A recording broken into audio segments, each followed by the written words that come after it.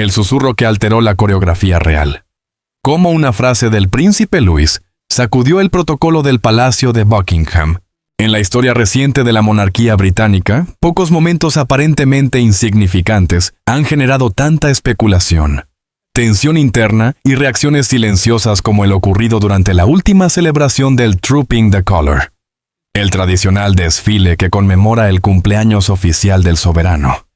Lo que debía ser una escena cuidadosamente ensayada de continuidad, estabilidad y cercanía con el pueblo, terminó convirtiéndose, en cuestión de segundos, en un episodio que inquietó a los engranajes más reservados del palacio. El protagonista inesperado fue el príncipe Luis de Gales, el hijo menor del príncipe William y de Catherine, princesa de Gales. Con apenas 5 años, Luis ya se ha ganado la simpatía del público por su espontaneidad, sus gestos expresivos y su incapacidad, adorable para muchos, de ocultar el aburrimiento o la sorpresa durante actos solemnes. Sin embargo, esta vez no se trató de una mueca divertida, ni de un saludo fuera de lugar.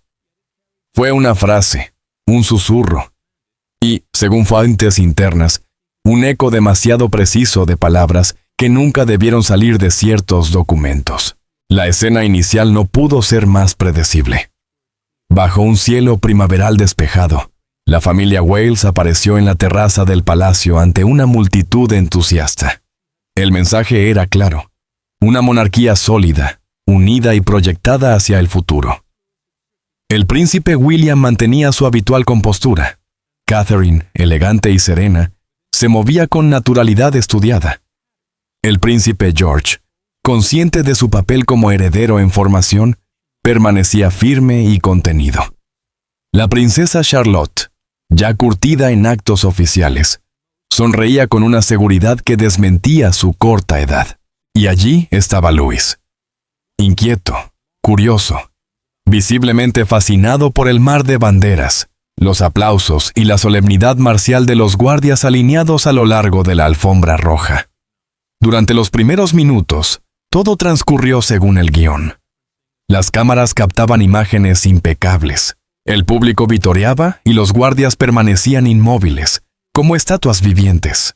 Pero quienes conocen bien el ritmo de estos actos aseguran que hubo un instante en el que algo cambió. Un detalle mínimo, casi imperceptible. Luis dejó de mirar al público y fijó su atención en los guardias. Su expresión se volvió más concentrada, menos juguetona.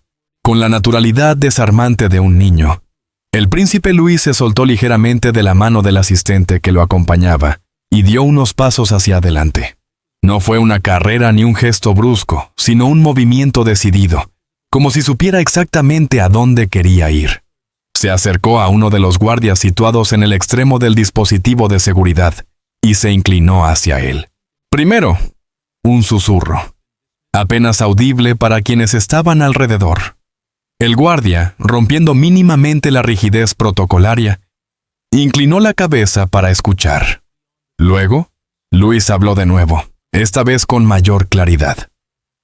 No lo suficiente para que el público entendiera, pero sí para que algunos asistentes y miembros del personal captaran fragmentos. La reacción fue inmediata y, para ojos entrenados, alarmante. El guardia tensó la mandíbula, enderezó los hombros y lanzó una mirada rápida hacia un superior. Otro miembro de seguridad llevó la mano a su dispositivo de comunicación. Nada de esto fue evidente para la multitud, que seguía aplaudiendo, ajena al cambio de atmósfera. Sin embargo, detrás de la sonrisa institucional, el engranaje del protocolo había comenzado a girar a otra velocidad. La princesa de Gales fue la primera en reaccionar dentro del núcleo familiar. Con movimientos controlados pero decididos, se acercó a su hijo y colocó una mano firme y protectora sobre su hombro. Durante una fracción de segundo, su expresión perdió la serenidad habitual. Fue un gesto breve, pero suficiente para que quienes la conocen percibieran preocupación genuina. Le habló en voz baja, guiándolo de vuelta a su posición. Al otro lado de la terraza, el príncipe William observó la escena y asintió levemente. No hubo palabras, pero sí una comprensión tácita de que algo no iba según lo previsto. Testigos presenciales describieron la tensión como palpable. En cuestión de minutos, se tomó una decisión inusual. La aparición pública se acortó casi 5 minutos antes de lo programado. El protocolo de salida se modificó. La caravana avanzó con mayor rapidez y el número de efectivos de seguridad se duplicó discretamente mientras la familia regresaba al interior del palacio. De cara al público, no ocurrió nada fuera de lo normal. Para la maquinaria interna del Palacio de Buckingham, en cambio, las preguntas apenas comenzaban. Ya lejos de las cámaras y del ruido exterior, se asumió inicialmente que el incidente se diluiría. Después de todo, se trataba de un niño. Sin embargo, el protocolo exige claridad incluso en situaciones aparentemente inocentes. Un asistente especialmente entrenado para interactuar con menores en contextos de presión se acercó a Luis y, con tono suave, le pidió que repitiera lo que había dicho al guardia. El niño no dudó. Sin nerviosismo ni risa nerviosa, repitió la frase con calma, palabra por palabra. El silencio que siguió no fue tranquilo, sino denso.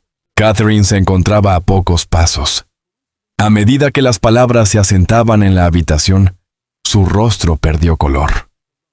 No fue una reacción de pánico, sino de reconocimiento. Un instante en el que algo encajó de forma inquietante. Sin llamar la atención, se excusó y abandonó la sala.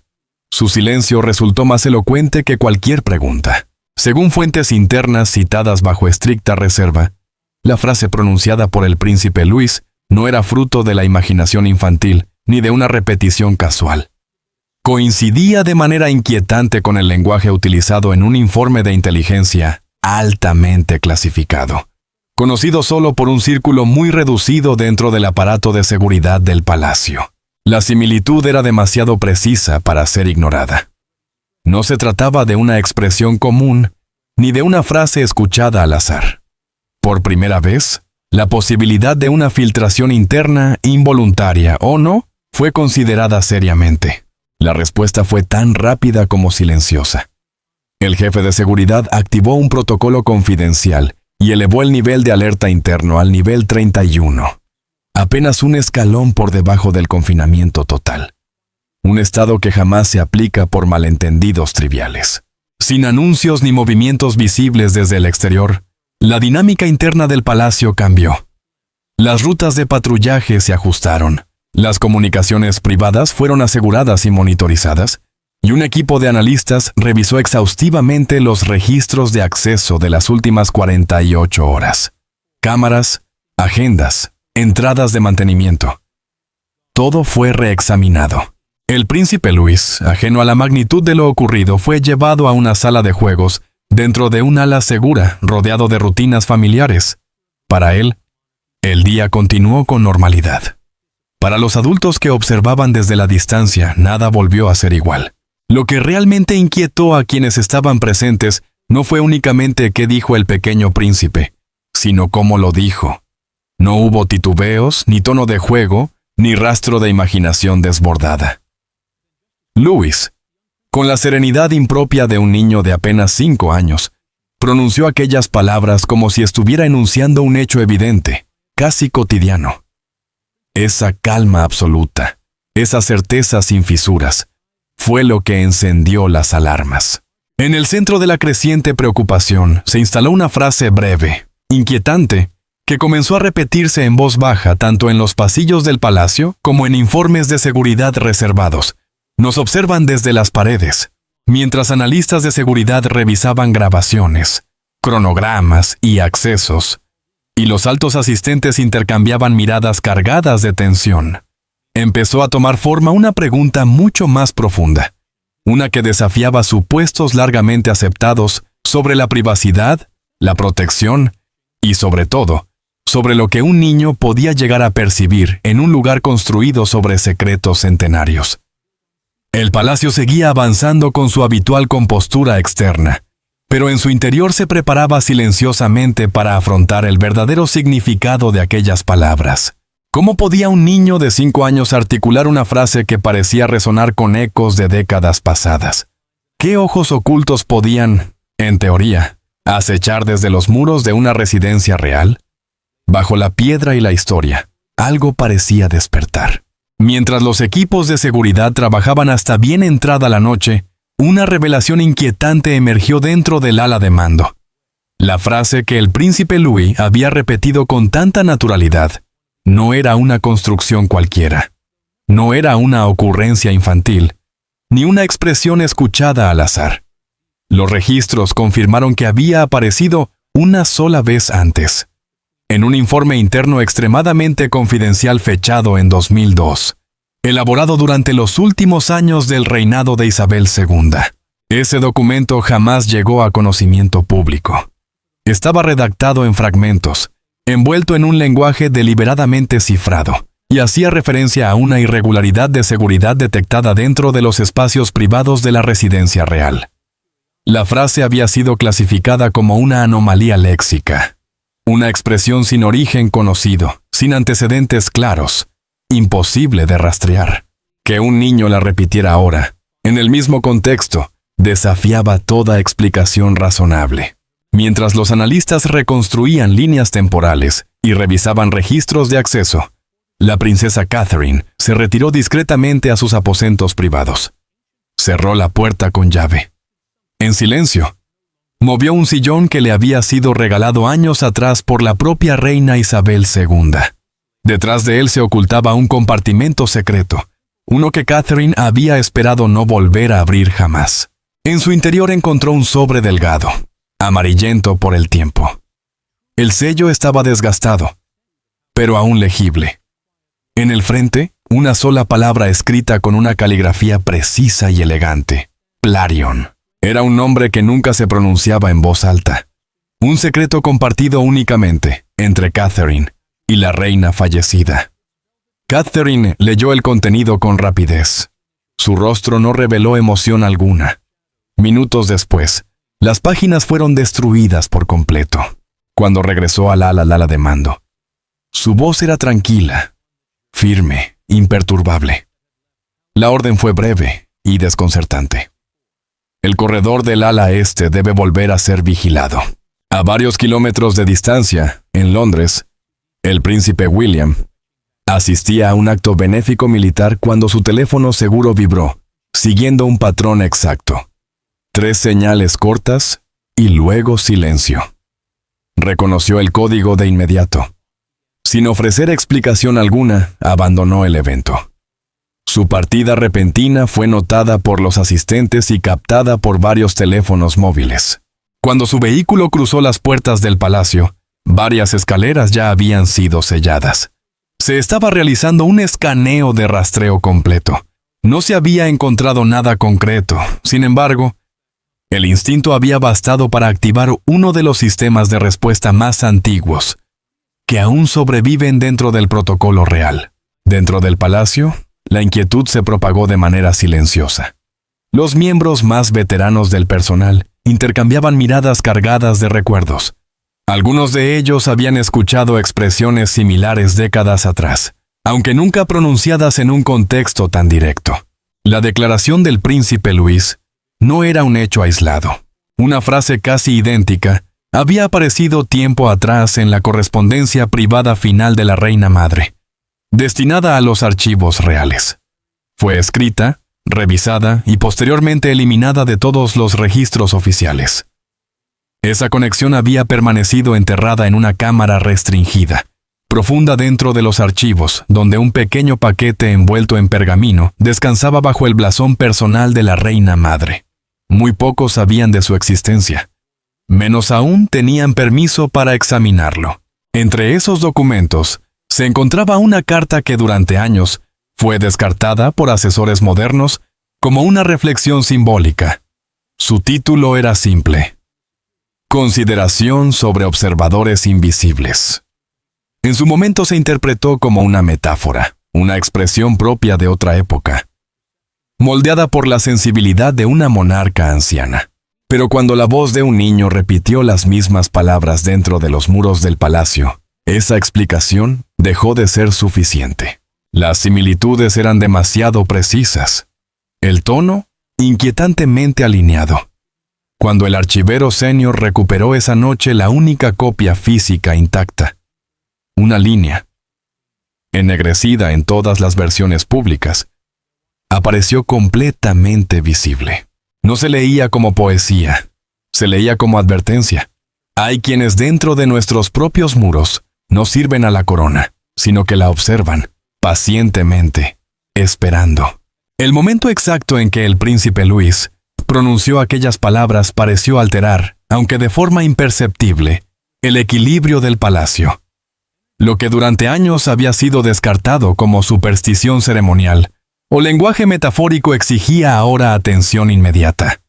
Temores antiguos, relegados a volúmenes polvorientos, comenzaron a susurrar nuevamente por los corredores. El equipo de archivos, visiblemente alterado, preparó un memorando sellado para el Lord Chambelán, saltándose los procedimientos burocráticos habituales. Ya no se trataba de una curiosidad histórica. Era un asunto de preocupación urgente. Décadas atrás, durante la transición del reinado de Isabel II y los delicados preparativos de sucesión, varios asistentes habían revisado los últimos escritos de la reina madre. En aquel entonces, ciertos pasajes habían despertado desconcierto. Se mencionaban observadores más allá del velo del servicio, una expresión que uno de los asistentes se atrevió a cuestionar. La respuesta fue tajante. Eran palabras simbólicas, nada más.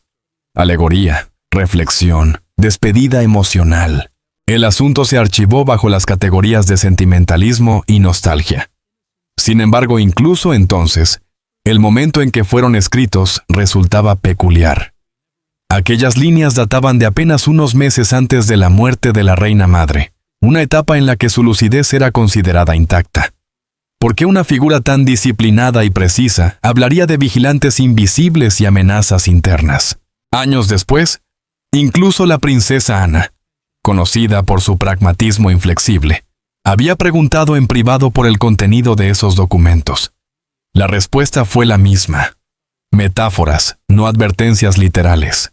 Ahora, al escuchar que un niño había pronunciado la misma frase, se dice que Ana quedó en silencio. Testigos describieron su expresión como pétrea, congelada al reconocer palabras que le habían pedido olvidar décadas atrás. Para la Casa Real, una familia que protege su historia con precisión casi clínica, esta convergencia entre pasado y presente fue mucho más que una coincidencia. Fue una chispa que reavivó conversaciones largamente evitadas, protocolos antiguos, informes de inteligencia cuidadosamente archivados y referencias crípticas, antes consideradas inofensivas, exigían una revisión profunda. Dentro del ala de mando, el personal comenzó a cruzar documentos que jamás habían sido analizados en conjunto. Planes de seguridad, cartas personales, informes internos. Los susurros hablaban de patrones ignorados durante años, de frases y observaciones que, aisladas, parecían inocuas, pero que juntas formaban una red demasiado precisa para ser casual. El palacio, sereno en apariencia, operaba ahora en estado de alerta máxima. Una frase simple, pronunciada por el heredero más joven, había unido generaciones y obligado a la monarquía a mirar de frente las sombras de su propio pasado. Lo que fue escrito en secreto hace décadas, ahora dicho en voz alta por un niño, exigía una rendición de cuentas. Porque cuando los ecos del pasado regresan desde las paredes, ya no pueden ser ignorados. La inquietud se concentró en torno a una figura inesperada, el príncipe Luis. Un comentario aparentemente inocente, pronunciado con serenidad impropia de su edad, bastó para sembrar el desconcierto. No fue solo lo que dijo, sino cómo lo dijo. Sin dramatismo, sin temor como quien enuncia un hecho evidente. Aquellas palabras resonaron en los oídos de los presentes y dejaron una sensación de alarma difícil de explicar. Desde ese instante, la idea de que el joven príncipe pudiera haber desenterrado secretos ocultos durante siglos empezó a ganar fuerza en los círculos más reservados del palacio. Mientras los rumores se propagaban, una figura emergía silenciosamente como eje central de la comprensión de lo que estaba ocurriendo. Catherine. Siempre percibida como un símbolo de compostura, elegancia y discreción, llevaba años moviéndose con paso firme pero casi invisible dentro de los engranajes de la institución. Sin embargo, Ahora su papel adquiría una dimensión distinta. Su calma no era ignorancia. Su serenidad no era pasividad. Catherine parecía saber más de lo que decía, y ese conocimiento la situaba en el centro de un misterio que comenzaba a desbordar los límites de la historia oficial. Durante años, Catherine había tenido acceso simbólico, y cuidadosamente restringido, a un lugar del que casi nadie hablaba. Una cámara oculta en Windsor, conocida únicamente por unos pocos custodios de la tradición monárquica. La llamada Sala Azul no figuraba en los planos oficiales del palacio y permanecía fuera del alcance del personal común. Oculta tras un panel reforzado cerca del antiguo estudio privado de la reina, albergaba documentos destinados exclusivamente a futuras reinas y guardianes del legado real. Sus cajones, forrados de terciopelo, guardaban diarios, cartas y registros personales que abarcaban siglos de historia. Fue allí donde Catherine hizo un descubrimiento que cambiaría por completo su percepción de los acontecimientos recientes. Entre los documentos, encontró un conjunto de diarios personales de la reina Victoria, conservados en un estuche de cuero cosido a mano, marcado únicamente con la letra B. Uno de los registros, fechado en 1852, captó de inmediato su atención. En él, la reina relataba un episodio relacionado con su hijo menor. El niño había pronunciado palabras que no podía haber aprendido, referencias a observadores invisibles y sombras que se desplazaban por el ala este del palacio durante la noche.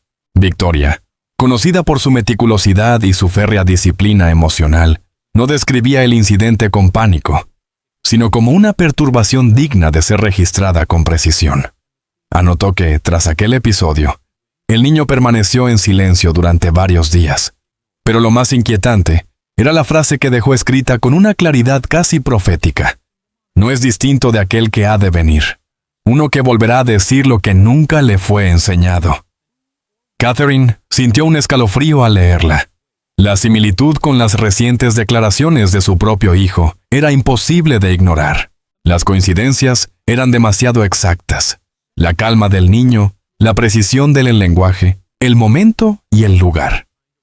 Victoria había detallado incluso la ubicación del menor durante el episodio, y esas áreas coincidían con los corredores del ala este que, en el presente, estaban siendo objeto de una vigilancia renovada tras las palabras de Louis. Pasado y presente parecían superponerse, como si una pauta largamente dormida hubiera despertado de nuevo. Aunque Catherine había compartido fragmentos de este hallazgo con el príncipe William, optó deliberadamente por no revelar la totalidad de lo descubierto.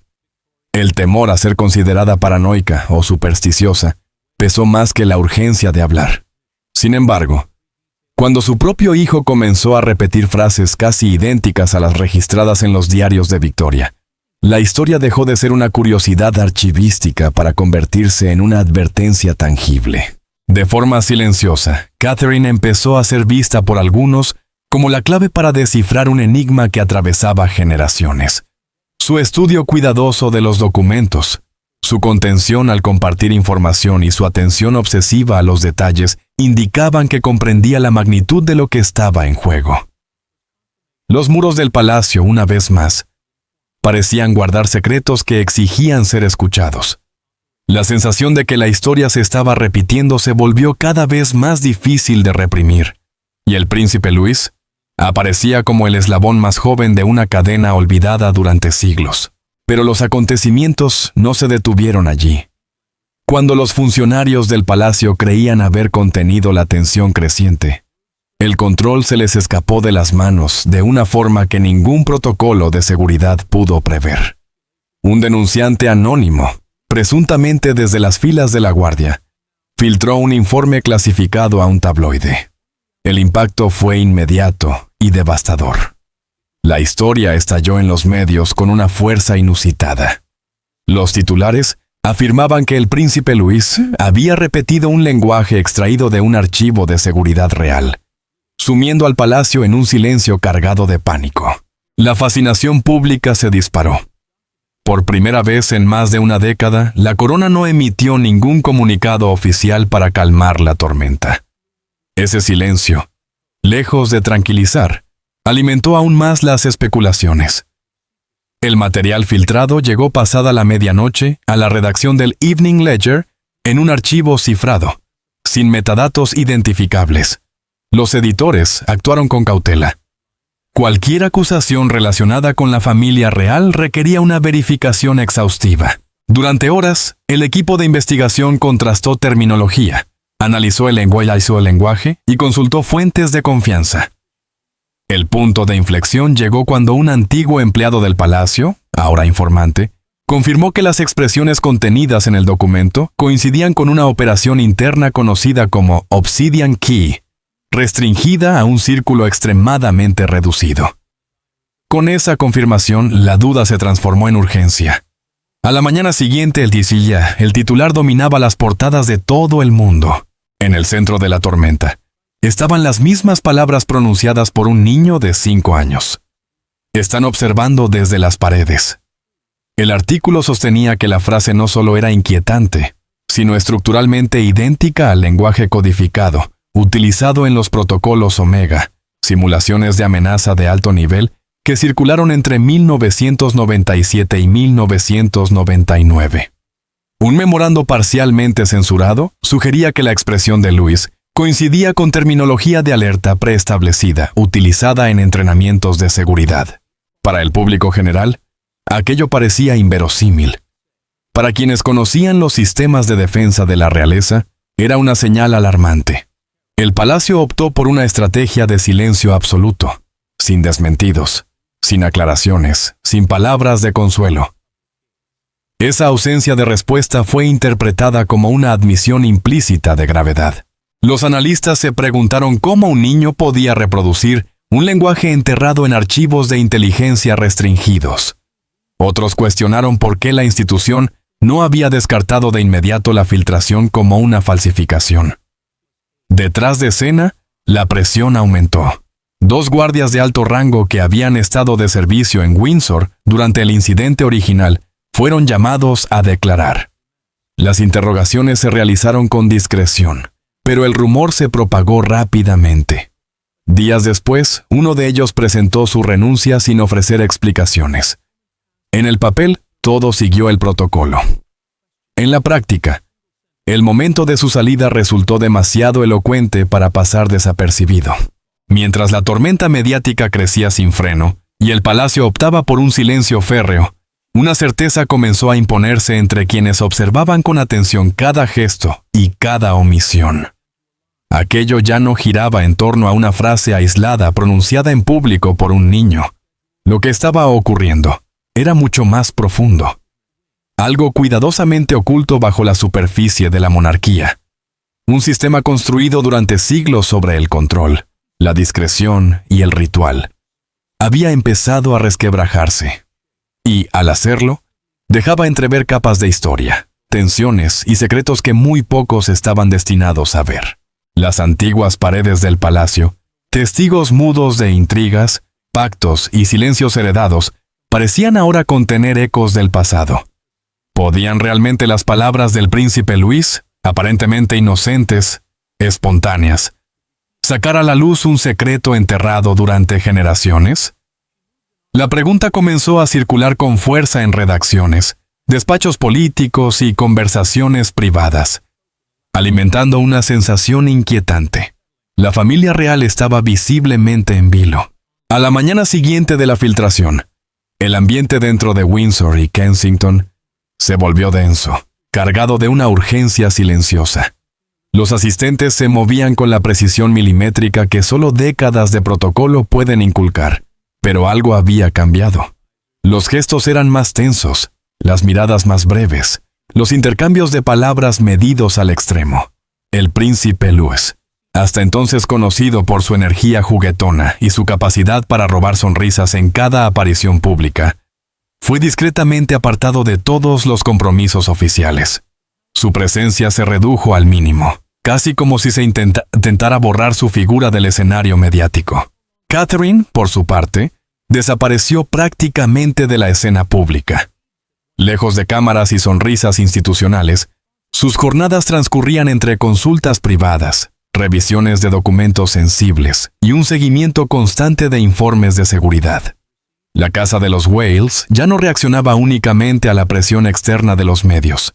Se preparaba para un vendaval interno que amenazaba con alterar el frágil equilibrio sobre el que se sostiene la monarquía moderna. La vorágine mediática superó cualquier previsión. Tabloides nocturnos, cadenas internacionales y foros digitales se inundaron de especulaciones. Los titulares eran cada vez más estridentes. El príncipe Luis repite un código clasificado. Pánico en palacio. Una brecha de seguridad en el corazón de la realeza. Nos observan desde las paredes. La opinión pública se dividió con rapidez. Para algunos, el hijo menor de los príncipes de Gales era un simple niño atrapado en una red de secretos demasiado compleja para su edad. Para otros, sus palabras parecían insinuar algo más oscuro, casi profético, como si una advertencia antigua recorriera silenciosamente la línea de sangre real. No faltaron quienes elevaron a Luis a la categoría de símbolo. La encarnación de una verdad sin filtros, una voz inocente capaz de atravesar décadas de control y mensajes cuidadosamente maquillados. Otros, en cambio, alertaron de que aquellas frases podían apuntar a un peligro largamente oculto, transmitido de generación en generación a través de cartas privadas, diarios confidenciales y archivos clasificados que descansan en las profundidades del palacio. La atención no se limitó al personal y a los equipos de seguridad. Camilla, profundamente molesta por el cariz de los titulares y desconfiada respecto a su origen, habría protagonizado un tenso enfrentamiento con un alto cortesano durante un desayuno privado. Personas cercanas a ella describen la escena como acalorada, cargada de reproches y frustración. Según estas fuentes, Camilla sostenía que el entorno de los Wales podría estar impulsando deliberadamente un relato destinado a ganarse la simpatía del público y a desviar la atención de cambios sutiles pero relevantes en las estructuras internas de poder. Su sensación de aislamiento, unida a la percepción de que la influencia mediática de Catherine crecía hasta convertirse en una forma de dominio silencioso, no hizo sino intensificar su enojo. Por primera vez en mucho tiempo, el palacio parecía dividido no solo por jerarquías formales, sino por alianzas tácitas, sospechas cruzadas y resentimientos que llevaban años, quizá décadas, acumulándose bajo la superficie. Mientras tanto, el eco del escándalo llegó hasta el Parlamento. Un grupo de diputados de la oposición presentó una solicitud formal de investigación, alegando posibles riesgos para la seguridad nacional relacionados con la familia del heredero. Los legisladores cuestionaron cómo información sensible vinculada a la realeza podía aparecer, aunque fuera de manera involuntaria, en el espacio público. Con los titulares ya circulando a escala global, la narrativa había alcanzado un punto en el que una simple negación resultaba insuficiente. Las exigencias de transparencia se multiplicaron, y algunos comenzaron a preguntarse si el hermetismo tradicional del palacio no habría contribuido a la confusión, o peor aún, si estaba ocultando vulnerabilidades arrastradas desde hace generaciones. En paralelo, el debate público adquirió vida propia. En foros en línea y programas de televisión, se discutía si el príncipe Luis era un mensajero involuntario de verdades antiguas, eco de advertencias sepultadas en los diarios de la reina Victoria o de la reina madre. Paneles de expertos analizaban con seriedad inquietante la posibilidad de que un niño repitiera frases que coincidían con códigos de seguridad diseñados décadas atrás. La cobertura global oscilaba entre la fascinación y la alarma, entre la ternura y el temor. Para sus admiradores, Luis se convirtió en un faro de honestidad, el niño cuyas palabras, ajenas al cálculo político, iluminaban patrones ocultos en la historia de la monarquía. Para los críticos, en cambio, el episodio revelaba un sistema que había protegido secretos durante generaciones y que ahora mostraba grietas peligrosas. La reiteración de aquella frase, insistían, no podía ser una simple coincidencia. Señalaba un riesgo profundo, largamente ignorado. En medio de esta superposición de crisis, presión política, frenesí mediático, tensiones familiares y ecos históricos, una verdad se volvió imposible de negar. La historia había desbordado los muros del palacio. Las palabras sencillas del príncipe Luis, aquello de que observan desde las paredes, dejaron de parecer una curiosidad infantil. Se transformaron en el detonante de un ajuste de cuentas entre pasado y presente, entre inocencia y autoridad, entre curiosidad y cautela. La monarquía se enfrentaba ahora a una pregunta que durante años había evitado formular en voz alta. ¿Qué verdades ocultas permanecen latentes en sus corredores, esperando a que una voz inesperada las despierte? Cada movimiento, cada mirada esquiva, cada conversación en susurros reforzaba la sensación de que el equilibrio era frágil. En este contexto, el papel de Catherine experimentó una transformación notable. De figura principalmente simbólica y ceremonial, pasó a ocupar una posición central, casi indispensable. Parecía ser la única capaz de interpretar las capas de historia, el lenguaje codificado de generaciones pasadas y la verdadera dimensión de las palabras de su propio hijo. Mientras el debate continuaba fuera y la tensión aumentaba dentro, una constatación se impuso con claridad cristalina.